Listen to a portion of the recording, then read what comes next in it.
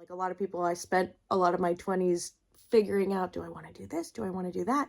And my mother, who's a physical therapy assistant in a hospital, said, hey, you should check out this child life specialist career. And I did a little bit of research and it just all came together for me.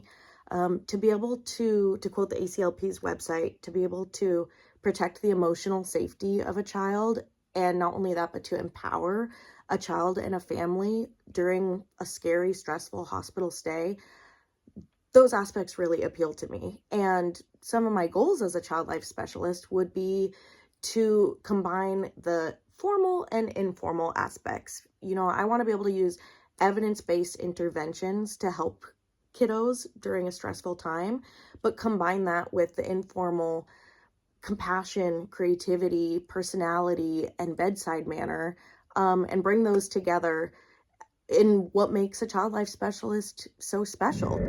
The first pre-internship experience that best prepared me for an internship is my experience as a preschool teacher. It's where my professional work with children began, and it's where most of my experience is. A classroom is, of course, not the same environment as a hospital, but it can be just as frenzied and chaotic. Working in a classroom with 3, 4, and 5-year-olds, you're having to juggle academic, social, emotional, and behavioral learning, all while remaining their partner in playtime. So that definitely prepared me for an internship. Additionally, my volunteer hours under a certified child life specialist in a hospital here in town certainly prepared me for the internship. I not only had a child life specialist as a supervisor, but I also got the chance to work alongside their current intern. So I could see how the internship was run and what a typical day looks like for an intern and a child life specialist. At time I was provided feedback and how I adapted.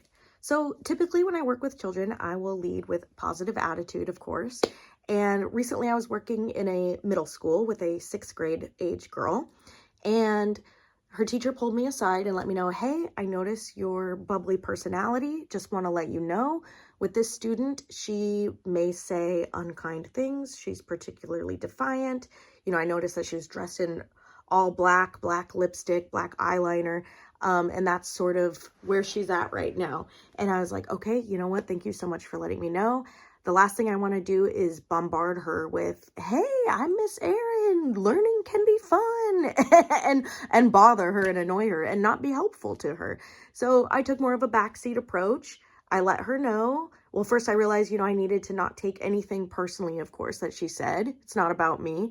And I let her know, hey, I'm available if you need anything. And I went and I checked out with other students in the classroom, and she knew I was there if she needed me. And it was a great reminder and lesson that not every kid, or, different kids have different needs. Now I'll tell you about a time that I recognized the value of play while working with children. And while there's been many in my career, I will call on something that happened just earlier this week for this question. I've been working as a special education assistant for elementary and middle school age kiddos. And I was working with a 5th grader this week who excels in math and loves math, but at the time, I noticed that he was not his usual peppy self, not enjoying math, and I asked if he wanted to take a break in the other classroom and see what was going on. So he told me he was feeling embarrassed, feeling like he wasn't as good at math as he thought he was, or he usually is, and we talked through it. I told him that everybody has off days. I know that how much he enjoys math and how good he is at it, and when he was using that negative self-talk, I said, hey, don't talk about my friend that way, sort of to lighten the mood a little bit. And at the time, we were both sitting on these big yoga bouncy balls. And once we talked through it and sort of lightened the mood a little bit, we were bouncing on the bouncy balls, and the mood very quickly shifted to a mood of playfulness. And he was rolling around the classroom, laughing, smiling. And I realized it sort of was the equivalent of an adult walking away from a situation, taking a deep breath and coming back to it. That moment of play, he was really able to reset. And I feel like that play gave him the tools to say, okay, if I'm feeling this way, I can take a break and come back to something and try again.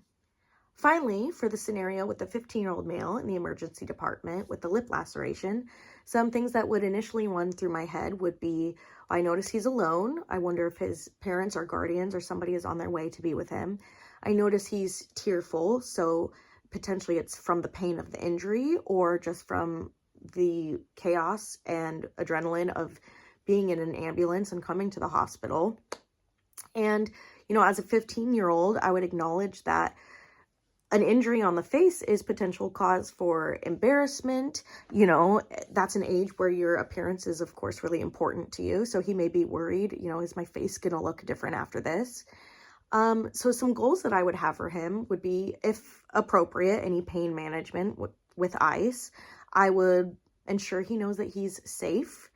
I would offer pen and pencil or pen and paper or texting to communicate, since his lip is injured and it hurts for him to verbally communicate. And then I would offer, video game or a book, or see if there's anything we have that he's interested in, or for me to just hang out with him so that he's not alone while he's waiting for his family.